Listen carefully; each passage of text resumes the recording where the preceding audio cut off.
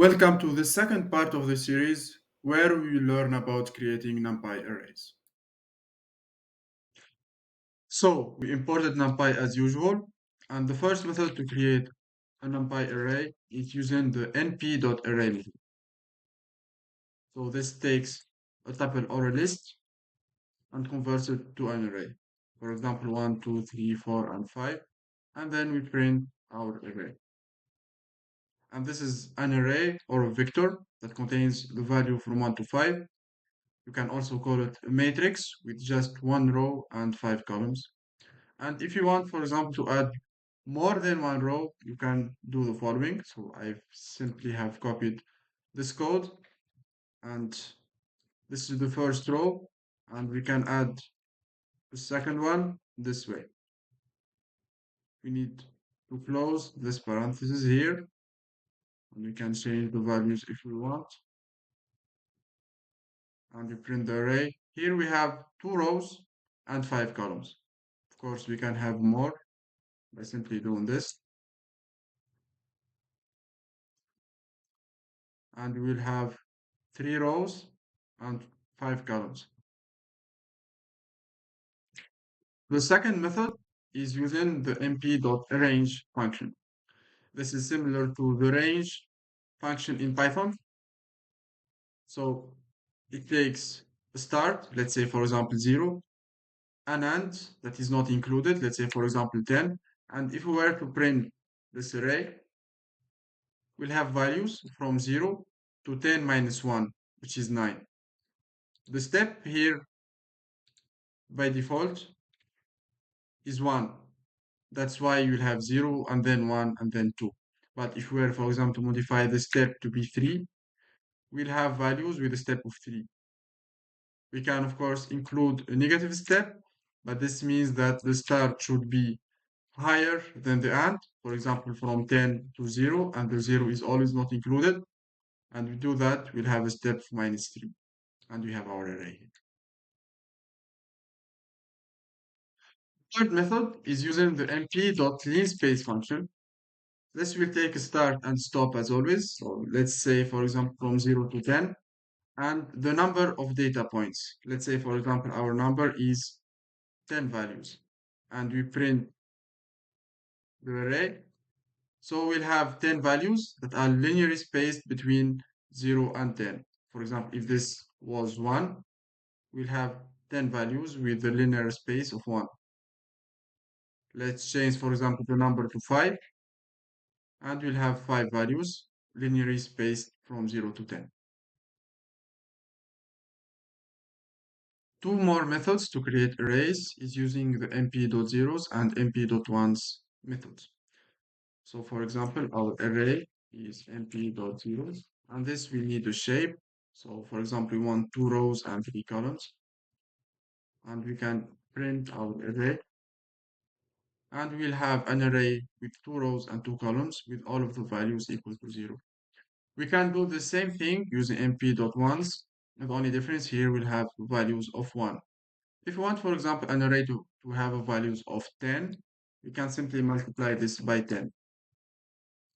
And this is an example of broadcasting in NumPy. We'll learn about broadcasting in the next videos. So generate random matrices. For example, we can generate an array in NumPy via np.random.rand that will contain random values that follow an uniform distribution. So for example, we fix 3 rows and 5 columns, and then we print the array. So we'll have random values with a minimum of 0 and a maximum of 1, and the probability of having any number is uniformly distributed. So, for example, if we were to execute this again, the values will change each time. And they always will be between 0 and 1. If you want, for example, the values to be from 1 to 2 instead, you can simply add plus 1 here. Because the minimum was 0, we add 1 and the minimum will be 1. The maximum was 1. So when we add another 1 here, the maximum will be 2. We can do the same thing, but for a normal distribution. So our array here instead will be np.random.randn, and we'll have 3 rows and 3 columns. And this time, a random or a normal distribution. And the normal distribution is, or a normal distribution has, an average of 0 and the standard deviation of 1. We can do the same thing again, but this time, instead of having, uh, let's say, floating numbers, we can have random integers. And this is using randint function. And this time, we fix a low value, which is the lowest possible value we can have. Let's say, for example, the lowest value is 0, a high value of 15, and finally, we can fix the size of the array, which is a tuple. For example, we want 3 rows and 3 columns, and we print our array. And each time you execute, the values will be random. Up until this point, we've been generating arrays with 1 or 2 dimensions. For example, for this first array, it has only 1 dimension because it's a vector, and the second one, it has 2 dimensions because it's a matrix. And we can check that via array.nbeam here and here. But in NumPy, we can actually increase the number of dimensions if we want to. For example, we can create an array with 3 dimensions, for example, using the np.random.rand. And what will this do? It will generate 2 blocks. Each block will have an array of 3 rows and 4 columns. And this is generated twice. We can do this something similar also with np.array or another method that we've shown in this tutorial.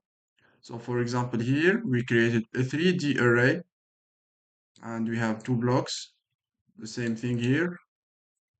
And here is our array. We have 2 blocks. Each one will have an array of 3 rows and 4 columns. And if we were to check the number of dimensions, we'll have 3 dimensions.